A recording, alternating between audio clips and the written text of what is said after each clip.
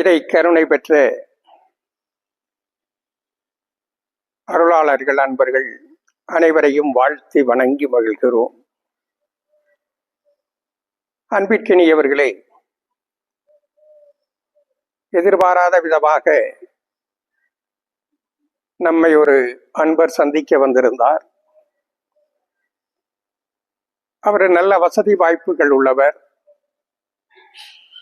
ஆண்டுக்கு பல கோடிகளுக்கு வர்த்தகம் செய்யக்கூடியவர்.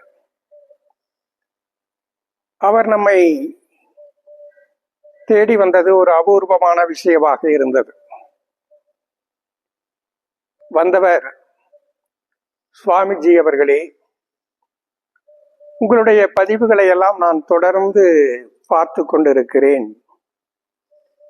பல விஷயங்கள் எனக்கு அதிர்ச்சி ஊட்டுவதாக இருக்கிறது. ஆனால் நீங்கள் தெரிவிக்கக்கூடிய பல விஷயங்கள் தவிர்க்க முடியாததாக இருக்கிறது என்று தெரிவித்துவிட்டு, எனக்கு வாழ்க்கையிலே மிகப்பெரிய சிக்கல்கள் உருவாக்கி இருக்கிறது. இது ஏன் உருவாகி இருக்கிறது? இதிலிருந்து நான் மீள்வதற்கு என்ன வழி? நீங்கள் வழிகாட்ட வேண்டும் என்று கேட்டுக்கொண்டார்கள். அவரை பொறுத்த வரைக்கும் அவர் சிறப்பாக வாழக்கூடியவர். அவரை சார்ந்தவர்களுக்கெல்லாம் உதவக்கூடியவர்கள். அவரிடத்திலே பலரும் நன்கொடைகள் பெற்று பயன்பெற்று இருக்கிறார்கள். அவர் பல அரசியல் கட்சிகளோடு எல்லாம் தொடர்பிலே இருக்கிறவர். அரசியல் கட்சிகளுக்கெல்லாம் நன்கொடை அளித்து பலர் பதவிகளுக்கும் பொறுப்புகளுக்கும் வருவதற்கு அவர் ஆதாரமாக கூட இருந்திருக்கிறார். இப்படி ஒரு சரியான வாழ்க்கையை வாழ்ந்து கொண்டிருக்கக்கூடிய எனக்கு ஏன் இத்தகைய துன்பங்கள் ஏற்பட்டிருக்கிறது என்று அவருக்கான பிரச்சனைகள், அவருக்கான குடும்ப பிரச்சனைகள், தொழில் பிரச்சனைகள், அதையெல்லாம் வெளிப்படையாக சொல்வது என்பது அது சரியாக இருக்காது. ஆனால் எல்லோருமே அவருக்கான மன அழுத்தத்தை, அவருக்கான அந்த பிரச்சனையிலே அவர் சிக்கி சிதைப்பட்டு கொண்டு இருக்கக்கூடிய அந்த உணர்வுகளை நாம் புரிந்து கொள்ள வேண்டியது அவசியமாக இருக்கிறது. இப்படி சரியான பாதையிலே வாழ்ந்து கொண்டிருக்கின்றவர்களுக்கு கூட ஏன் துன்பங்கள் ஏற்படுகிறது, துயரங்கள் ஏற்படுகிறது என்று அவர் வினவுகிற பொழுது, அவருக்கு சொன்ன பதிலைத்தான் நான் இங்கே உங்களுக்கும் முன்வைக்கிறேன். மனித வாழ்க்கை என்பது யாரால் தீர்மானிக்கப்படுகிறது? நாம் இங்கே பிறப்பதற்கு முன்னால் எங்கே இருந்தோம்? நாம் இந்த மண்ணிலே பிறந்து வாழ்ந்து கொண்டிருக்கிறோம். நாம் ஒரு நாள் இந்த மண்ணை விட்டு, இந்த உலக வாழ்க்கையை விட்டு விடுபட போகிறோம். இது எல்லோருக்குமான தவிர்க்க முடியாத பிரபஞ்ச நியதியாக இருக்கிறது. இப்படிப்பட்ட வாழ்க்கையில், இந்த உலகத்தில் நமக்கான இந்த வாழ்க்கை வாய்ப்புகளை கொடுத்திருப்பது யார்? அனைத்து மனிதர்களுக்கும் அவர்கள் முன் பிறவிகளிலே செய்த பாவ புண்ணியங்கள், இந்த பிறவிகளிலே செய்கிற பாவ புண்ணியங்கள், இவைகளின் மூலமாகத்தான்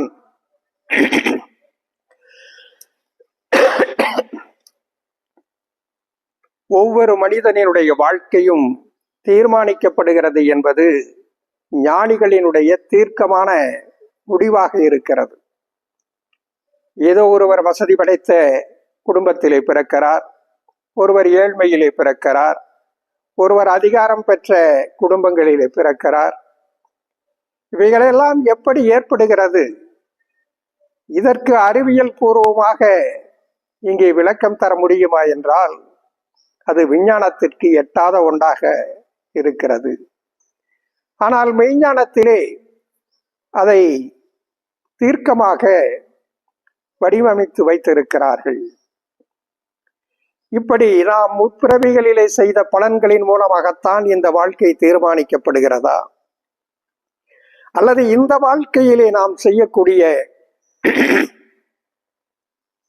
பாவ புண்ணியங்களின் மூலமாக நம்முடைய வாழ்க்கை தீர்மானிக்கப்படுகிறதா என்றால், அதை மனிதர்கள் அறுதியிட்டு அதை முழுமையாக அறிந்து கொள்ளக்கூடிய வாய்ப்பு மனிதர்களுக்கு இல்லை. ஆனால் ஞானம் பெற்றவர்கள் அதற்கான உணர்வுகளை பகிர்ந்து கொள்வதற்கான வாய்ப்புகள் மட்டுமே இருக்கிறது.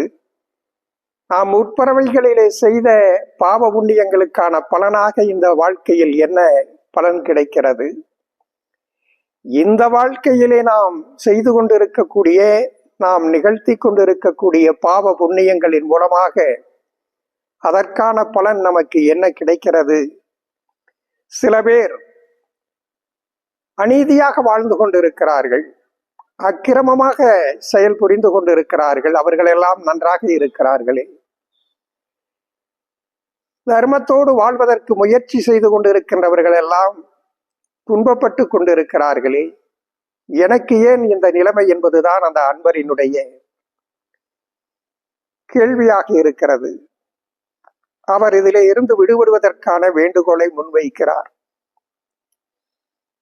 நாம் ஆய்ந்து பார்க்கிற பொழுது இந்த பிறவியிலும் நாம் செய்யக்கூடிய பலன்கள், செயல்கள், பாவ புண்ணியங்கள் சில நமக்கு அதற்கான பலன்கள் நடைமுறைப்படுத்தப்படுகிறது.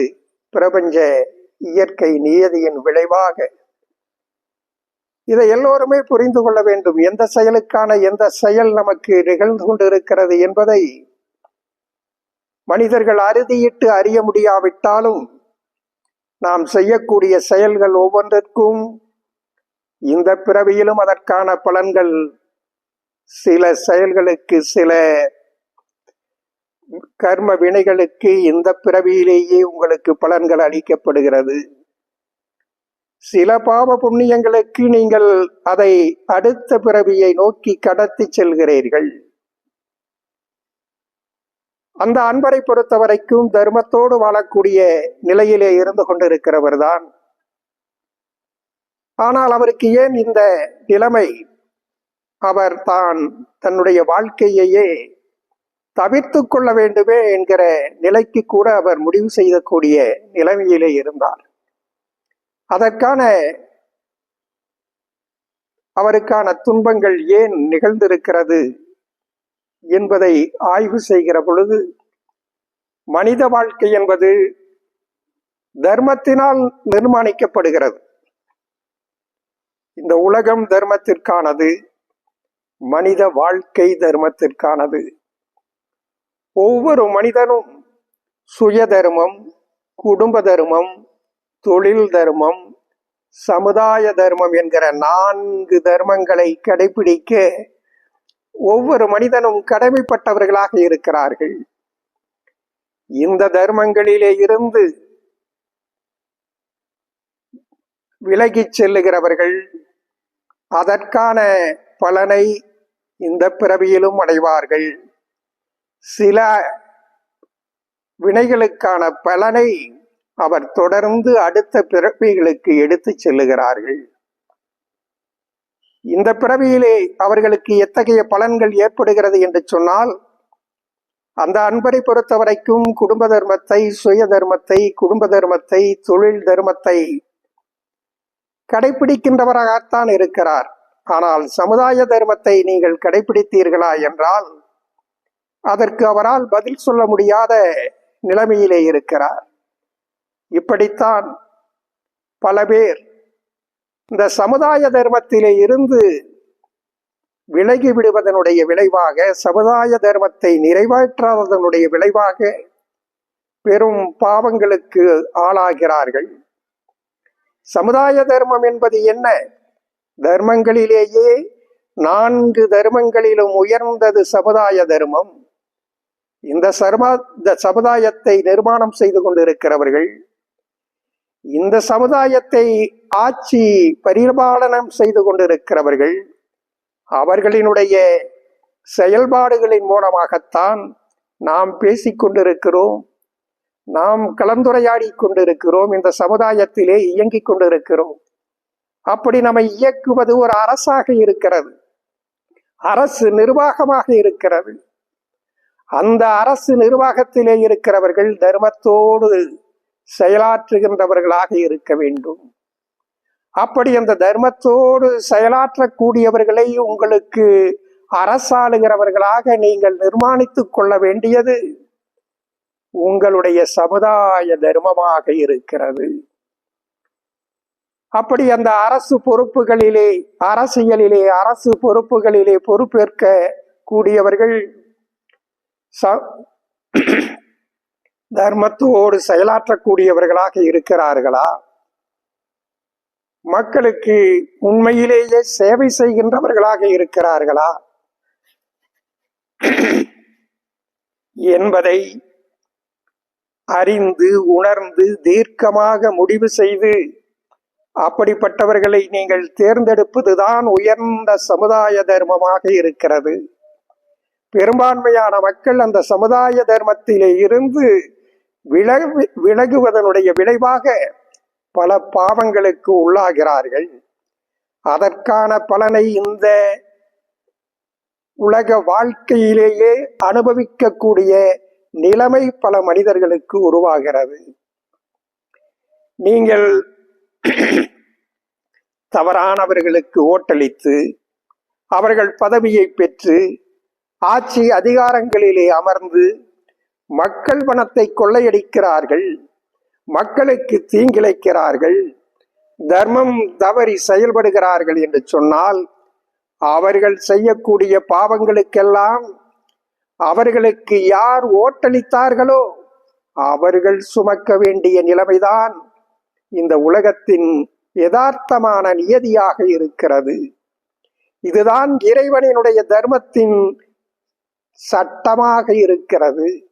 இன்றைக்கு சமுதாயத்திலே பெரும்பான்மையான மக்கள் இந்த சமுதாய தர்மத்தை கடைபிடிக்காததனுடைய விளைவு பல துன்பங்களுக்கு ஆளாகி கொண்டிருக்கிறார்கள் என்பதை அனைவரும் புரிந்து கொள்ள வேண்டும். நீங்கள் அதர்மம் செய்கின்ற அரசியல்வாதிகளுக்கு, மக்களினுடைய சொத்துக்களை கொள்ளையடிக்கின்றவர்களுக்கு, அறம் தவறி செயலாற்றக்கூடிய அரசியல்வாதிகளுக்கு ஓட்டளித்தீர்கள் என்று சொன்னால் அப்படி ஓட்டளிக்கின்றவர்கள் நரகத்திலே வீழ்ந்து அவர்கள் துன்பப்படுவது என்பது தவிர்க்க முடியாததாக இருக்கிறது என்பதுதான் இயற்கையினுடைய நியதி, தர்மத்தினுடைய சட்டம், பிரபஞ்சத்தினுடைய மாறாத தர்மமாக இருக்கிறது என்பதை புரிந்து கொண்டு அனைத்து மனிதர்களும் நீங்கள் துன்பத்திலே வீழாமல், நரகத்திலே வீழாமல் இருக்க வேண்டும் என்று சொன்னால் சமுதாய தர்மத்தை கடைபிடிக்கிற மனிதர்களாக மாற வேண்டும். அப்படி மாறுவதற்கான வாய்ப்பை, அதற்கான ஆற்றலை பிரபஞ்ச பேராற்றல் அனைவருக்கும் வழங்கட்டும். பரிபூரண நல்ல ஆசிகள்.